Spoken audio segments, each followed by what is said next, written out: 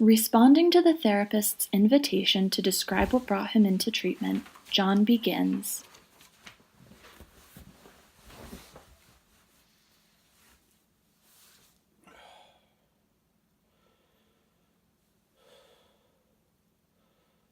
Well, last year I went to the hospital because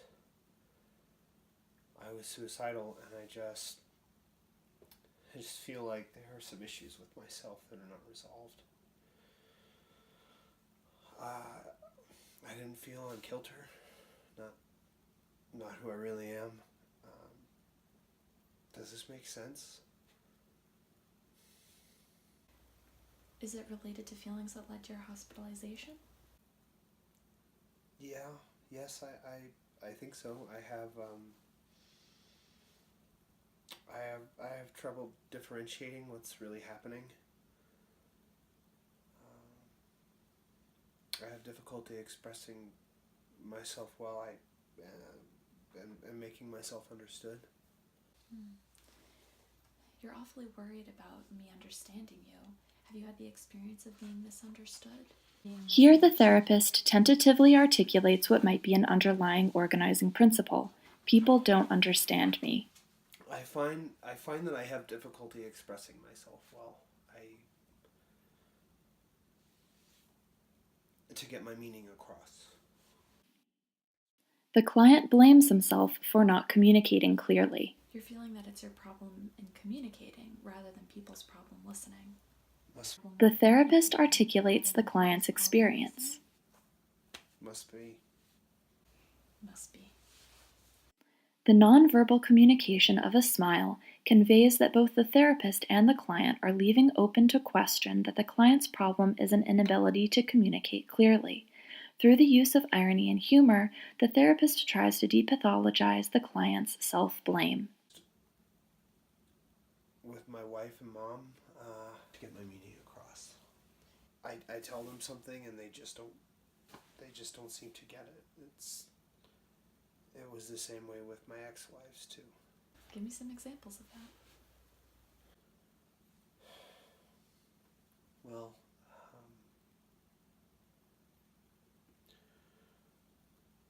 when I was in the hospital last year, no one came to visit me. Everybody knew why I was there, but nobody came. Not even my mom or my sisters. You were hurt by that. Articulation of affect. I was hurt by that. I think because I've pretty much gone out of my way for everybody. That's my role in the family. John identifies the context in which his organization of experience developed. Your role is to help everybody else. Right. Articulation of a second important organizing principle. Right. Said with surprise that reveals the novelty of being understood. When people had problems, they would come and dump them on me, and I would help them or listen to them. But nobody listens to you. Here, the therapist is picking up the theme of the original organizing principle and articulating it again. Right. Exactly. But at that point, when I knew I was not together mentally, my sister asked me to take care of her kids, and I told her I didn't think it was a good idea because I wasn't feeling well, and I was worried that I couldn't care for them properly. But then she got mad at me for it. She wasn't hearing you. The therapist stays focused on the theme of the organizing principle that underlies his subjective experience of the encounter with the sister. Right. Exactly. She wasn't hearing what you needed. The organizing principle is articulated again. Right. Exactly right. At this point, the organizing principle of people not hearing him appears to have been made conscious and is accepted by the client. He no longer blames himself. We need to be alert to the possibility that his verbalizing of this organization of experience reflects superficial compliance with the therapist's articulations. However, the next statement answers the question of whether he is merely agreeing out of compliance with the therapist. I have a picture that I drew in art therapy class. It was really weird because I'm a little boy kneeling, and my family, it's just their heads, and they're real huge, and they're all looking away from me, and none of them have ears. So they're not hearing you and they're not seeing you. Here, the organizing principle is again articulated. In addition, the therapist is validating the subjective experience of the client. The same thing is happening with my wife now. I want to make her happy, take care of her, but the more I focus on her, the more I lose myself. I lose respect for myself. I don't want that. I try to talk to her about this stuff. I try to get her to understand, and she doesn't even respond. I try and try, but nothing changes. I feel like nothing is ever gonna change. And it's hopeless. I feel like I can't talk to her.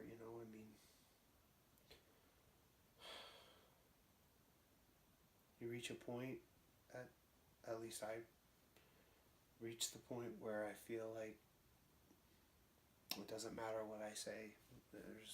There's no point in trying to say anything. She's not going to hear you. The therapist articulates John's recognition that it is not his failure to communicate clearly, but his wife's unwillingness to hear him that is the problem. The only place I don't feel that way is with my kids.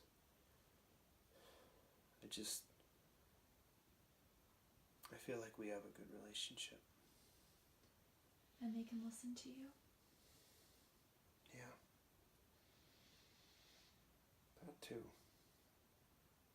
That too. I try not to be like my mom. My mom was definitely, listen to me, be my friend. I try not to be like that.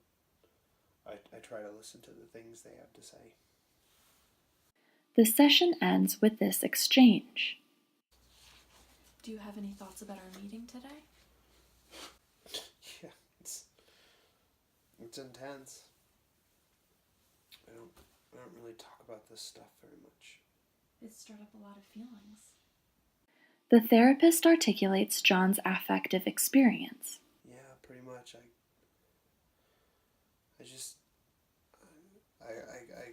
I get jumbled, and I jump around. John reverts to self-blaming, the original organizing principle. I think I've been able to follow you. That John has been communicating clearly, and that she is available to provide attunement to his affect states. It's an accomplishment. John concludes with a self-deprecating comment. Nevertheless, there has been a shift in his original organization of experience. The session began with John's conviction that he did not communicate clearly. This evolved into the idea that others do not hear him. Finally, with his therapist, he feels that while he may be difficult to understand, that someone who makes an effort can follow him. He is moved from self-blame to an appreciation of the intersubjective context of his problem. Tell me about what you've been reflecting on since our last session. I thought about the part where we talked about me not being heard, and I think that's pretty much true, yeah.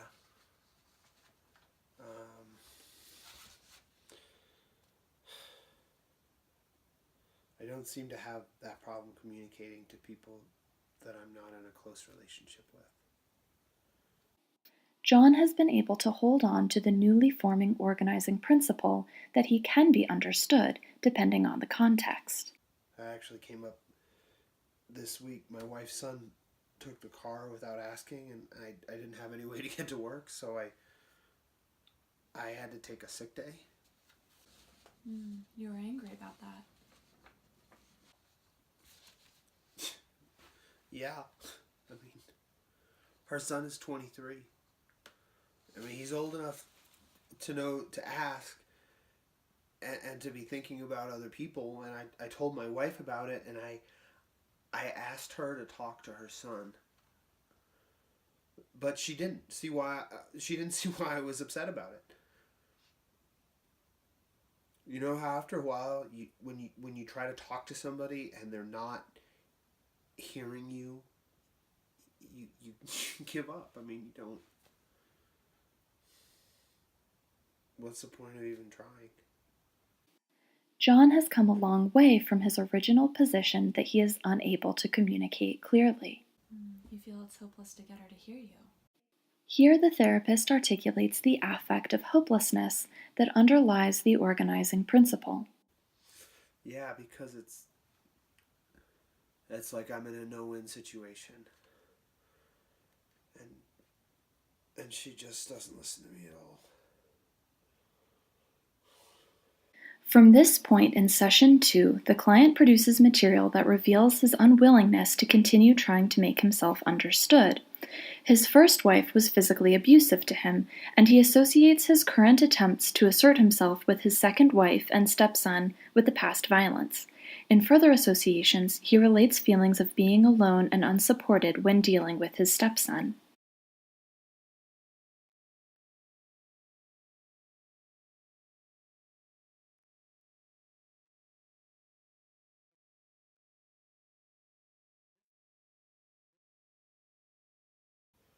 I can never stand up for myself. It's like that. It's like that's my lot in life. Do you know what I'm saying? And this has been my whole life. And I don't want to be like that. It's hell to live in your own home and not be free. So the safest course is not to be seen, and not to be heard. That's pretty much it. Which really sucks because I feel like for a while I had been in a coma for 10 years or so, you know. I mean, myself, because I started finally thinking of myself as a person instead of I need to do this for this person, and for this person I need to take care of my mother, I need to do this for my wife, and I need to be there for my kids. And I finally started thinking, well, I don't do anything for myself. And I started just taking a little time for myself. I felt like I was waking up the inner me, who I am, not who everybody else needs me to be, and I don't know how to hang on to it. So it seems like in the face of your wife and your stepson's criticism, it's hard to hold on to who you are. The therapist articulates a new organizing principle, that safety comes from hiding what feels authentic to him. To maintain his tie to important others, he has to subvert his true feelings. We can see here that in a relatively short period of time, John has moved from believing that he does not communicate clearly to the understanding that the people he has chosen to surround himself with do not want to hear him. He has become aware that it feels unsafe to express himself. The locus of concern has shifted from outside, that is, his wife does not hear him, to an emergent quality of their relationship. John fears provoking her and jeopardizing his tie to her. I don't even know what to be. I don't know how to be. You want to please her. Yeah, I don't know. I mean, I'm too aggressive. I'm not aggressive enough. I'm subservient. It sounds like you feel that she doesn't approve of you no matter how you are or who you are. You never get it right. The therapist, not too successfully, attempts to articulate his experience. Maybe that's it. As we have seen, when the therapist succeeds in being attuned, this client responds very enthusiastically. This response suggests more his compliance than his experience of being understood. You're always feeling disapproved of. I guess not when I'm what she wants me to be, but I never know exactly. It's like sometimes you get it, but that's not me. Does that make sense? So she approves of you when you're the way she wants you to be. Right, which is never consistent. It's not always clear to you what that is. Right. That's right. The therapist has been experienced as attuned. My wife can tell me, I know that it's not just you, but she's not saying anything to her son, so it's all just me. Does that make sense? She may say, I know that, but for her to only address me.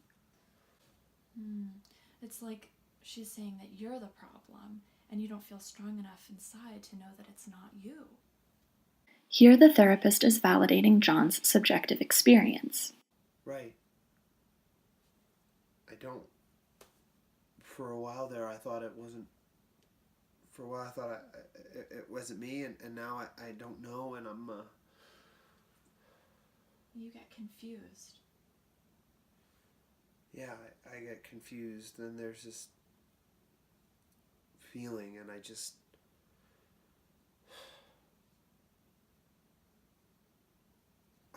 I have to hurt myself to feel better, and I don't want that. But that's something you do.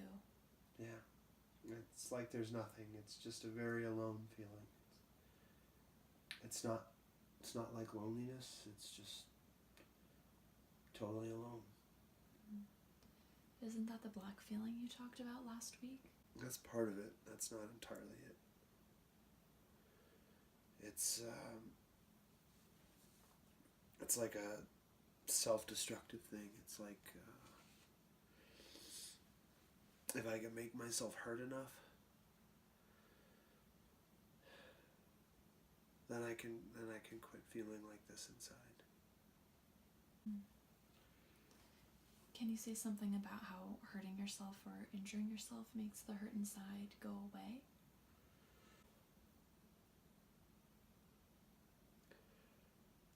I don't know if it overshadows it or just dissipates it. If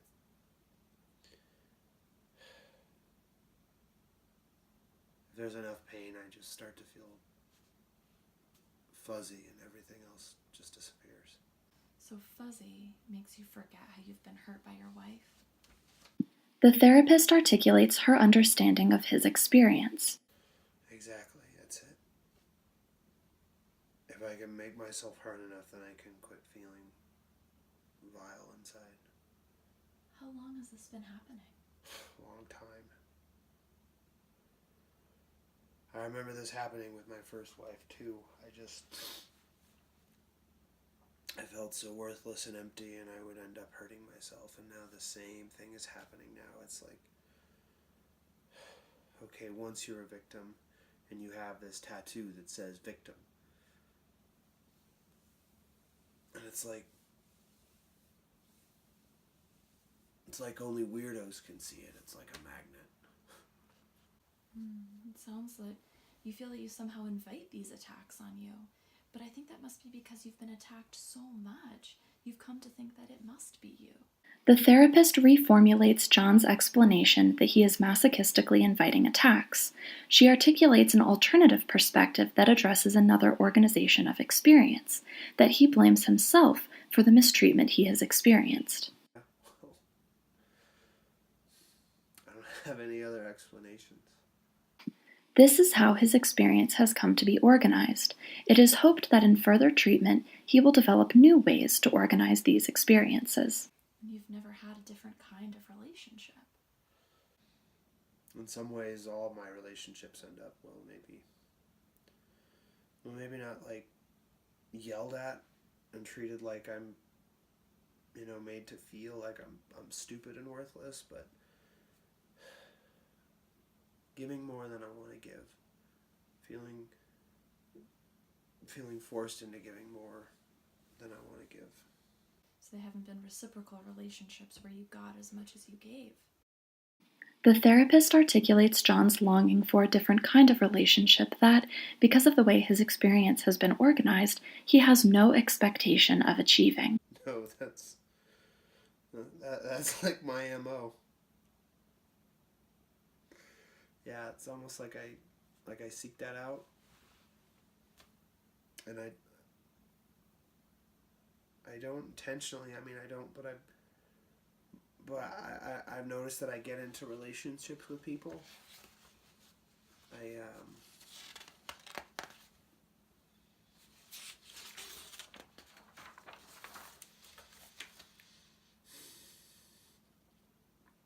notice that I get into relationships with people that I don't like.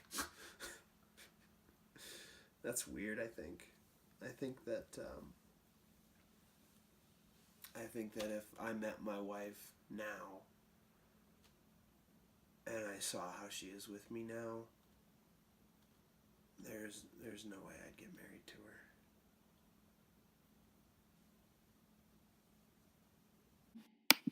John takes pains to reject the idea that he is seeking out relationships that are not reciprocal. In 2 sessions, John has become more conscious of his deeper feelings. In the first session, he described his relationship with his current wife as the best relationship I have ever had. He now considers that this is not good enough. He is making tentative steps to develop new organizing principles such as, I deserve better, or I can have more.